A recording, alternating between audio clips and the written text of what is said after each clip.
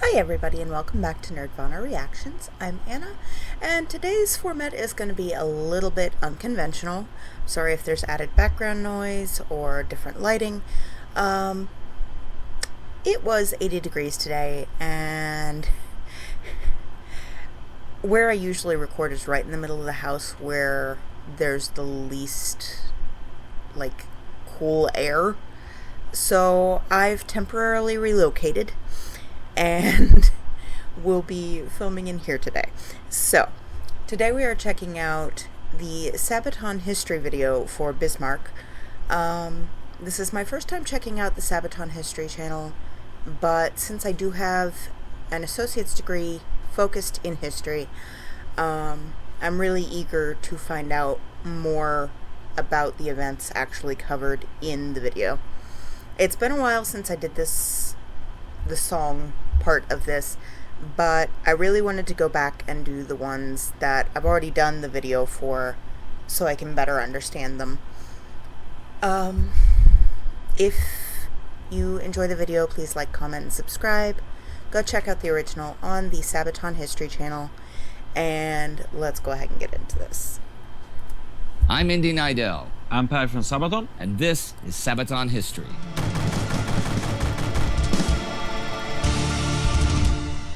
Germany's Bismarck was the largest battleship ever built, but of course, being the biggest means you're also the biggest target. And it was also one of the most requested songs that you guys wanted us to sing about. So we did. We'll get to the song in just a minute, but first, here's the story of the Bismarck.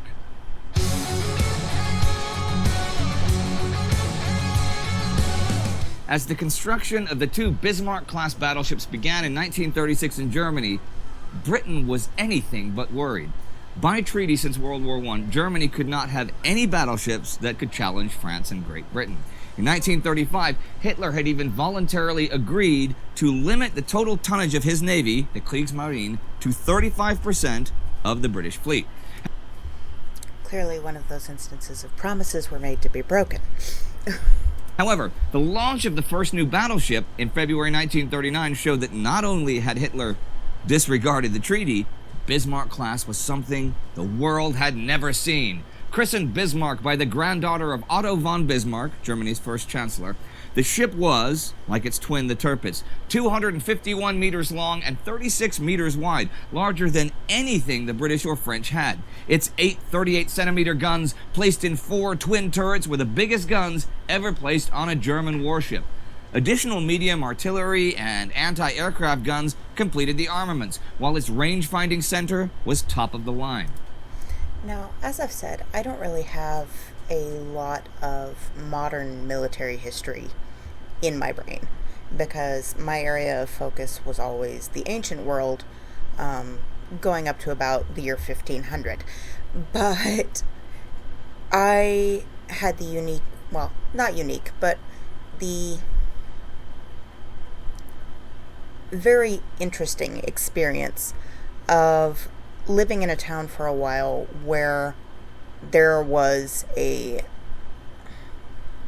want to say it was World War II era, battleship that was set up as I don't know if I'd exactly say a memorial, but a educational and historic site in the bay. And it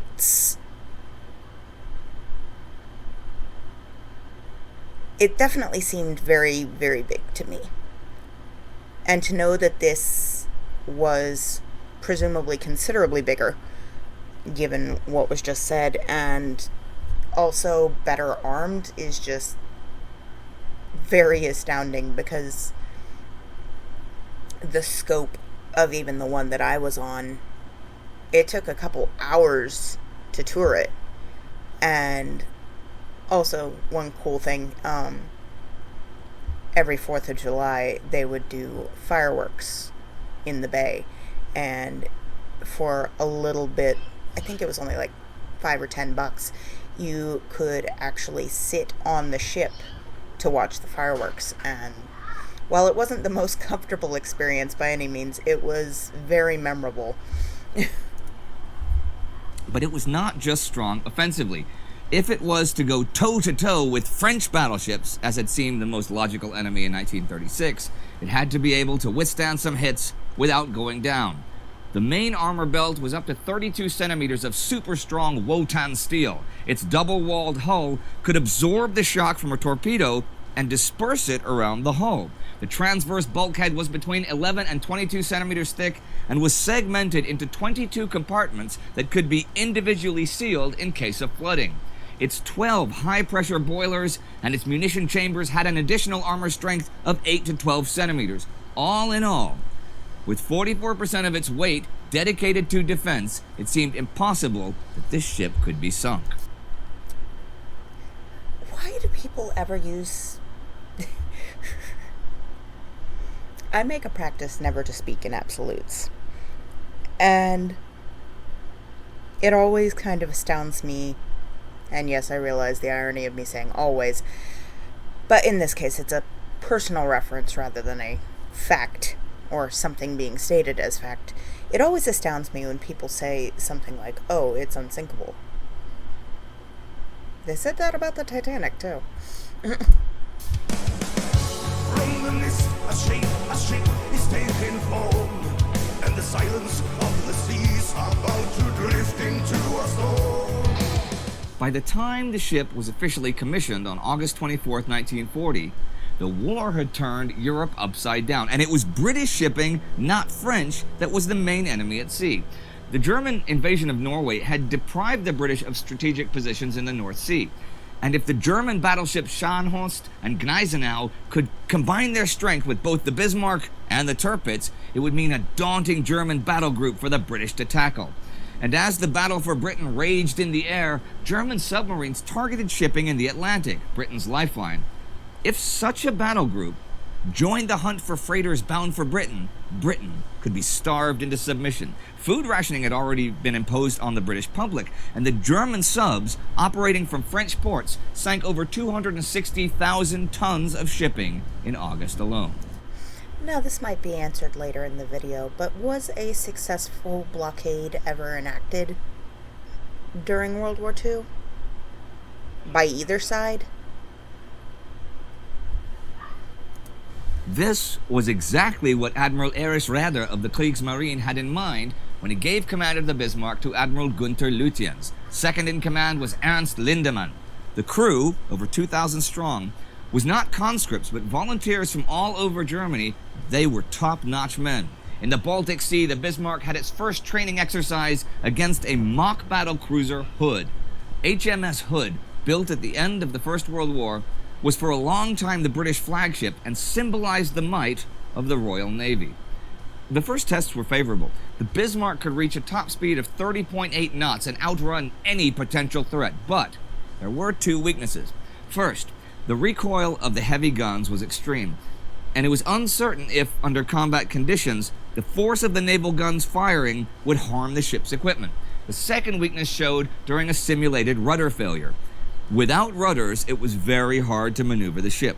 Well, rudders and propellers were always a weakness on any ship, though, and the German Admiralty dismissed the problem, since hitting the rudder during combat was extremely unlikely. At least this time they phrased it as extremely unlikely. But yeah, I'm gonna go out on a limb here and say that was probably part of the problem. Kind of reminds me of some of the mistakes made throughout history of things that didn't seem likely to be a problem and then ended up being the proverbial Achilles heel. By April 1941, the Bismarck was ready for combat. It was to head back to the North Sea, catch up with the heavy cruiser Prinz Eugen, and meet Gneisenau in the Atlantic. Raeder gave the order that over 3 months, it was to sink as many freighters as possible. The might of the Bismarck would allow the battle group to even attack guarded convoys. However, at the time, both the Gneisenau and Prinz Eugen were damaged awaiting repairs. The Bismarck waited. On May the 5th, Adolf Hitler visited the ship. Now, Hitler was a fan of battleships. He loved the design, but he had no knowledge of tactical or strategic naval warfare. He was, however, fearful when it came to naval operations. On the one hand, he wanted to protect and enhance the propaganda image of the mighty German forces. On the other, he wanted to avoid agitating the neutral Americans and their freight shipping. So the Kriegsmarine kept Hitler in the dark about his plans. On August 18, the Bismarck and Prinz Eugen were to secretly head into the Atlantic. Those two ships were strong enough to do some serious damage to British trade. It was likely that the British knew that the Bismarck was battle-ready, but still, secrecy was the key to success. Until they reached the Atlantic, the Bismarck could run into a British trap and be overwhelmed by numerically superior forces. But you know, how they hoped to keep the largest battleship in the world floating around out there a secret is beyond me. Anyhow, the 20th, the Bismarck was spotted, and a day later, members of the Norwegian resistance observed the German ship hiding in the fjords. They informed the British. Now, Admiral Sir John Tovey, aboard the new flagship King George V, was chief of the British Home Fleet. He was ordered by the British Admiralty to locate and engage the Bismarck. That ship was not to reach the Atlantic, period. Tovey could not, though, know the exact route the Bismarck would take, so he ordered Vice Admiral Lancelot Holland to take the Hood and make for Iceland with HMS Prince of Wales to cut off the most likely path. Back home, the Kriegsmarine informed Hitler about Bismarck's departure on the 23rd. Hitler was furious and wanted to recall the ship, fearing that the pride of Germany might be destroyed, but rather assured him that everything was fine, especially now that the German invasion plans for Crete were finalizing. Bismarck would keep the British from sending additional ships into the Mediterranean. Spotted again by the evening, two British heavy cruisers, the Suffolk and the Norfolk, had taken its scent. And I mean that quite literally. The Suffolk was equipped with a superior new radar system, and the heavy cruiser shadowed the Bismarck and gave its whereabouts to the rest of the British fleet. Bismarck also seemed to be pursued by bad luck. Not only could they not evade the new radar system, the first time they fired on the pursuing heavy cruisers, the recoil of the guns damaged their own radar system, so they had no idea what was heading their way. Yeah. Naval strategy definitely is not my area, but it's kind of easy to Monday morning quarterback things that have already happened. I can definitely see some of the weaknesses on both sides' plans, but it definitely sounds like the British had a much stronger strategy going into this. 2,000 men and 50,000 tons of steel set the course for the Atlantic with the Allies on the hill. It was the Hood and the Prince of Wales. The Hood had more guns than the Bismarck, but way less armor. The crew was also inexperienced because since the end of the First World War, it had not fired a shot in combat. The battleships closed in on each other.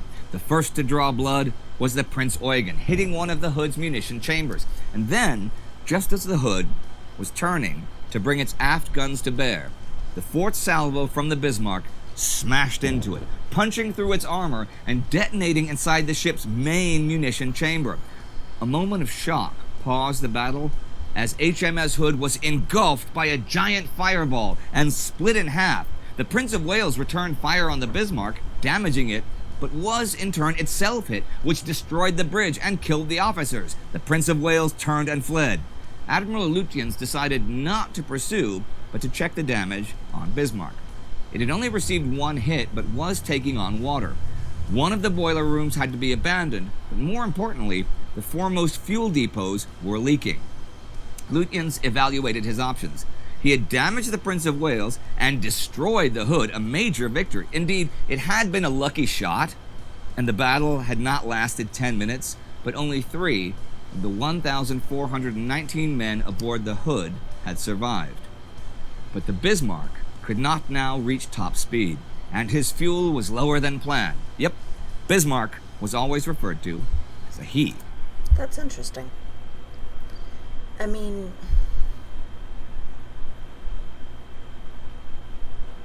for the most part, you do always hear ships referred to as she. So, I mean, I guess you could put it on misogyny, but I'm curious as to the reasoning why this one ship of all of them was referred to as a he. Lutyens could return the way he came to Norway or try to break through to Saint-Nazaire, France for repairs. He chose France. The death of the Hood was indeed a shock to the British public. Admiral Tovey was ordered to destroy the Bismarck with all ships available. Norfolk and Suffolk were still shadowing the Bismarck, but neither could slow it down. The only ships close enough to do that were Force H, HMS Sheffield, HMS Renown, and the aircraft carrier Ark Royal, with 18 Swordfish torpedo bombers aboard. Those biplanes looked like World War I, but could reach 100 knots, enough to catch the Bismarck. Lutyens was pessimistic about his chances, since basically the whole British home fleet was on his heels. Force H made contact with the Bismarck May 25th, but the Renown and the Sheffield were too weak to engage. 15 torpedo bombers did instead that night. Such small planes are hard to hit with AA guns, especially at night, and with suicidal bravery they closed in and released torpedoes at 300 meters. The first torpedoes did minimal damage, but Bismarck was hit in the stern while making evasive maneuvers, and inrushing water blocked the rudder. Bismarck's Achilles heel had been hit. Called it. Anything you're doing that requires some level of strategy, whether it's a war or even just a video game, never ignore an Achilles heel. Formation, the hunt has begun. Death and damnation. The fleet is coming. He was made to rule the waves across the seven seas. Engineers tried desperately to find a solution, but the water pressure was too high to send in mechanics. The situation seemed hopeless as the British ships closed in. Admiral Lutyens radioed Berlin. "Ship disabled. We will fight to the last shell. Long live the Führer."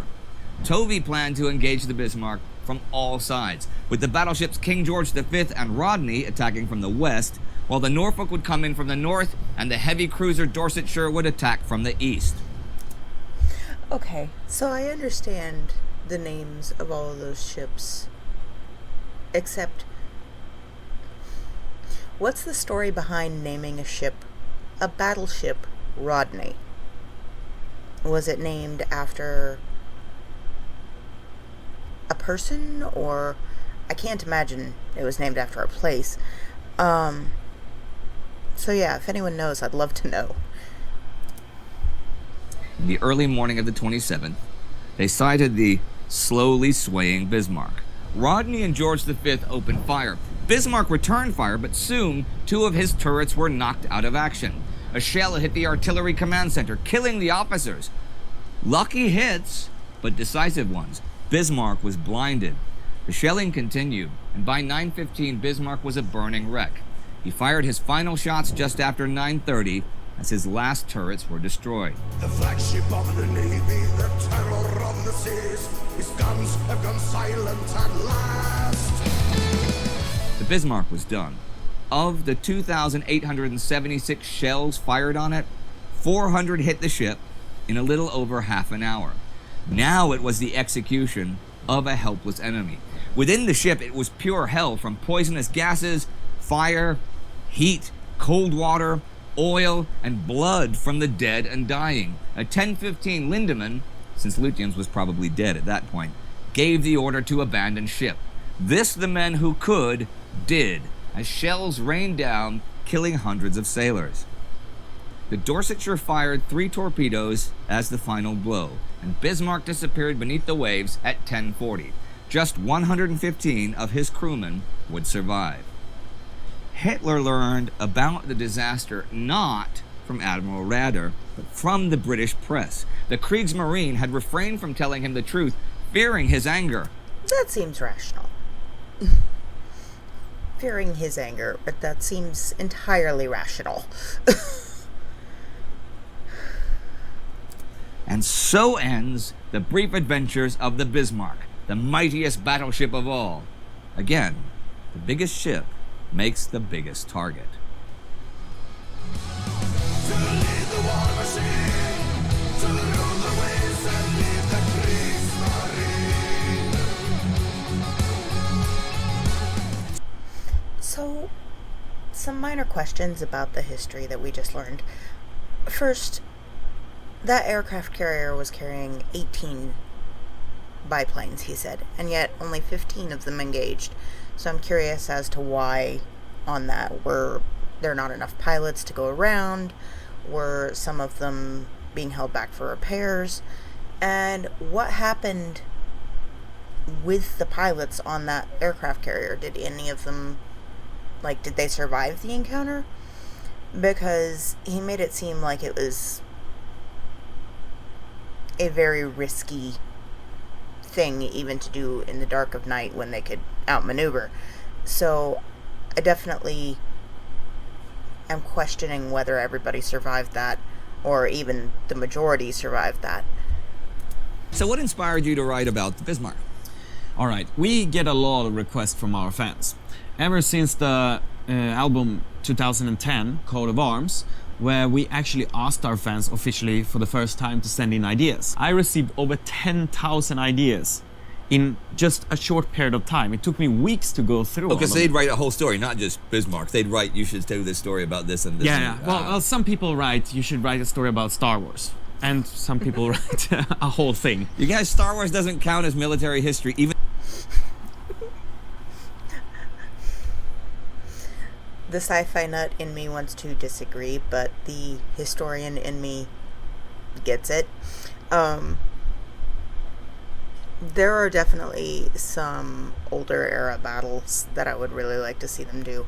I did watch the lyric video that they have out for Sparta not too long ago, and I'd love to see them do a video for that one. But there's so many just epic battles that they could pull from history further back, and just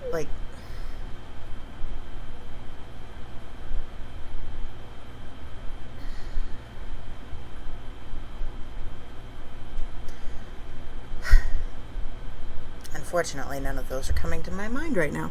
Like I said, it's been a long, hot day, and I'm not thinking too clearly, but some of the ones that come to mind would be some of Charlemagne's, maybe Waterloo, although they might have done Waterloo. That was pretty big. And also far more recent than most of the things I have to pull from in my head. But yeah, even the sack of Rome could make an epic music video. Even though it was a long, long time ago in a galaxy far, far away. When I go through them, there's one of the stories that keeps popping up constantly, and there are so many people who want to hear the story about the battleship Bismarck. I like warships, I like naval warfare. Yeah.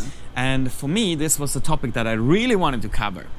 We couldn't fit it on Carolus Rex, for obvious reasons. Yeah, okay. We couldn't really fit it in on the heroes, even though you could sort of maybe write it from the perspective of the sailors or something like this. Sure. If we would put it on the last stand, yeah, then maybe that would have worked, but we didn't cover it for that. And then we have the cooperation with the gaming company called Wargaming. And they have a game called World of Tanks where Sabaton has a tank inside. Yeah. And they also have another game about ships. World of Warships. Yes. Okay, so this was explained to me when I did the reaction to the music video for Bismarck, and I was astounded because, while I'd kind of heard of those games, I had no concept of how good the art was, how realistic it was going to look. I thought I was seeing something straight out of a movie. It was that cinematic. And working with a company like that really gives you the option to maximize what you can do to portray history. And I love that. correctly, and they asked us if we had any song that would fit to this, and yeah, we do have the song Midway, which is about naval warfare. We thought, okay, this is a great opportunity for us actually to write something unique for this, because we felt this story we want to tell, and we can actually do it outside of an album to gain more focus on it. And we decided, we went to the studio and we wrote the song Bismarck, and we recorded it, and Wargaming actually helped us to produce a really, really awesome video for it. Because it is the single.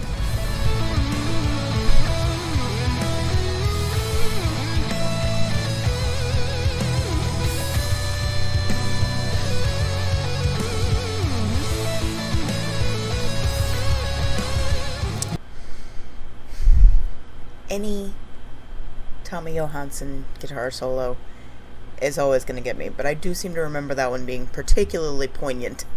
Well, how was it recording it, making the video and everything that goes with making a single and stuff?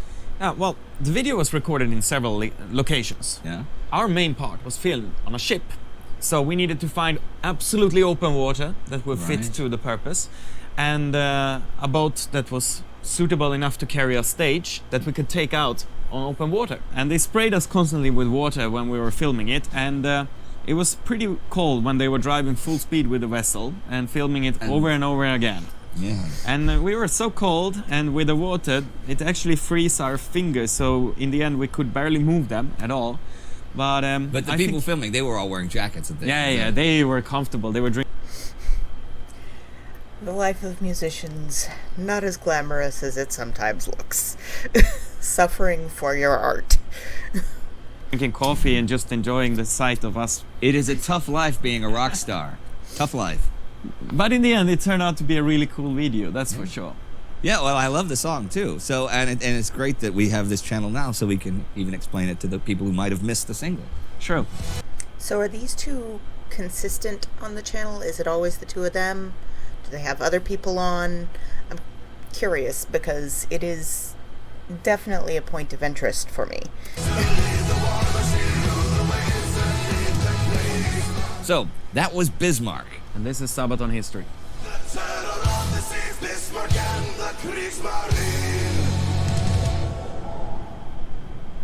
Alright, thanks for watching, and don't forget to subscribe to the Sabaton History channel, check out Indie's other channels, and support us on Patreon, because that's what makes this happen.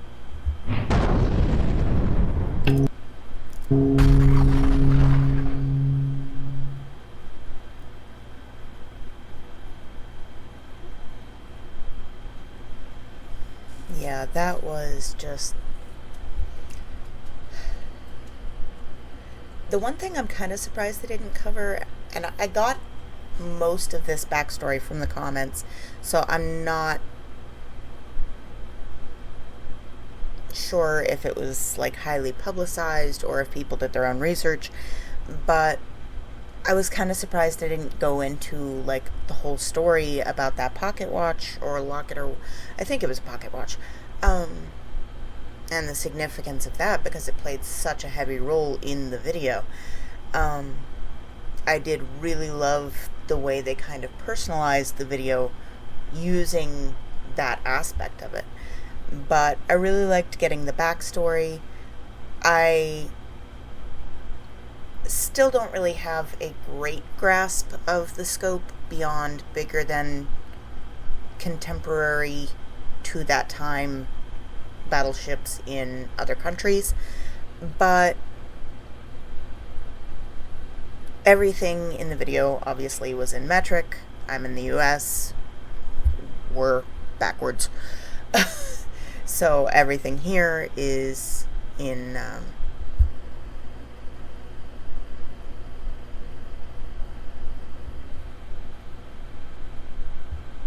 is it just called standard? I don't know. You get what I mean, hopefully. I'll put in a little note or something when I edit this. It's been a day, so my brain is not functional. But yeah, I'm glad I finally got to check one of these out.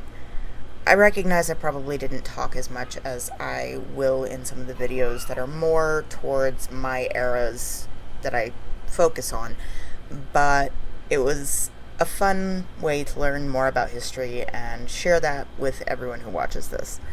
Alright, I'll see you guys in the next one.